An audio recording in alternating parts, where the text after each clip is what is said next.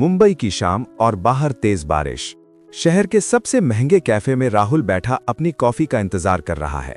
राहुल, जिसके पास इतनी दौलत है कि वो पूरा शहर खरीद ले, पर उसने आज भी एक साधारण सी टी शर्ट पहनी है। तभी बाहर एक लाल फेरारी रुकती है और अंदर आती है काव्या, हुस्न और बेतहाशा दौलत के घमंड में डूबी हुई। एक्सक्यूज मी, राहुल, तुम यहाँ क्या कर रहे हो? और ये क्या, इस घटिया टेबल पर बैठकर मेरा इंतजार?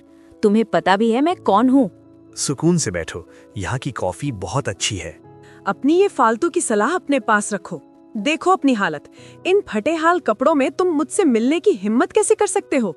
मेरे डैड की private jet company sky high Airways के एक छोटे से हिस्से की कीमत भी तुम्हारी पूरी खानदान की औकात से बाहर है। काव्या, इंसान की कीमत उसके कपड़ों या बैंक बैलेंस से नहीं, उसकी नीयत से होती है। पैसा तो आज है, कल नहीं। बस बहुत हुई तुम्हारी ये लेक्चरबाजी। तुम जैसे सड़क छाप लोग हमारी बराबरी कभी नहीं कर सकते। सबके सामने आगे बढ़कर राहुल को एक जोरदार थप्पड़ मारती है। कैफे में सन्नाटा छा जाता है।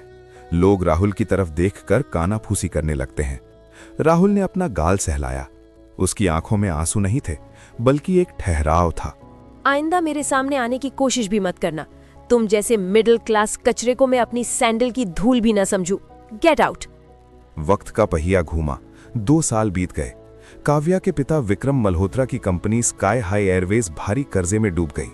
उनके सारे आलीशान बंगले और जेट्स बिकने की कगार पर थे। काव्या के वो अमीर दोस्त जो कल तक उसकी तारीफ करते थे, आज उसका फोन तक नहीं उठा रहे थे। काव्या बेटी, सब खत्म हो गया। बैंक ने हमें अल्टीमेटम दे दिया है। हम सड़क पर आ गए हैं। डैड, कोई तो रास्ता होगा, कोई तो होगा जो हमारी मदद करेगा। एक ही उम्मीद है। आरके एम्पायर के मालिक ने हमारी कंपनी को खरीदने का ऑफर दिया है। सुना है वो दुनिया के सबसे बड़े बिलियनर बन चुके हैं। चलो उनसे मिलकर भीख मांगते हैं कि वो हमें बचा लें। काव्या और उसके पिता दुनिया के सबसे बड़े ऑफिस की बिल्डिंग में दाखिल होते हैं। काव्या की आंखें फटी की फटी रह जाती हैं। इतनी शान और शौकत उसने पहले कभी नहीं देखी थी।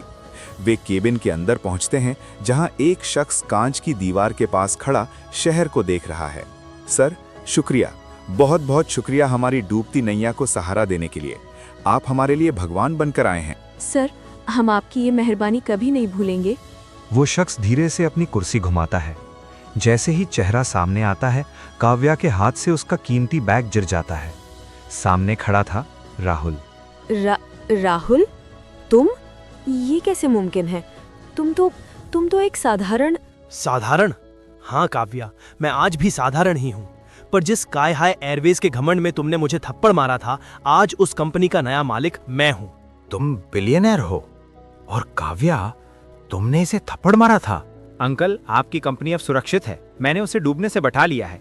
आप वही काम करेंगे जहां पहले करते थे, पर अब आप मालिक नहीं, मेरे कर्मचारी हैं। काव्या राहुल के सामने घुटनों के बल बैठ जाती है। उसकी आंखों से पछतावे के आंसू गिर रहे हैं। राहुल, मुझे माफ कर दो। मैं अंधी हो गई थी।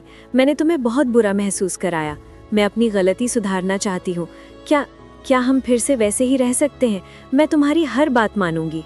काव्या, जमीन पर गिरे हुए कांच को कितना भी जोड़ लो, उसमें दरार दिखती ही है। तुमने उस दिन मुझे नहीं, बल्कि उस भरोसे को थप्पड़ मारा था जो मुझे तुम पर था। राहुल, मैं बदल गई हूँ। प्लीज मुझे एक मौका दो। माफी मिल सकती है काव्या, पर प्यार और सम्मान नहीं। आज मेरे पास हजारों जेट्स हैं, पर तुम्हारे साथ उड़ने की चाहत उसी दिन खत्म हो गई थी जब तुमने मुझे नीचा दिखाया था। अब तुम यहाँ से जा सकती हो। काव्या रोती हुई बाहर निकलती है। आज उसके पास रहने के लिए घर तो था, पर उस घर की शान और जिस लड़के को उसने ठुकराया था, उसकी मोहब्बत हमेशा के लिए खो चुकी थी। राहुल ने अपनी आंखों से शहर को देखा और अपनी कॉफी का घूंट भरा। उसकी जीत शोर मचाकर नहीं, बल्कि खामोशी से आई थी। और ऐसी स्टोरी के लिए चैनल को सब्सक्राइब करें, वीडियो को लाइक करें, कमेंट करके बताएं स्टोरी कैसी लगी।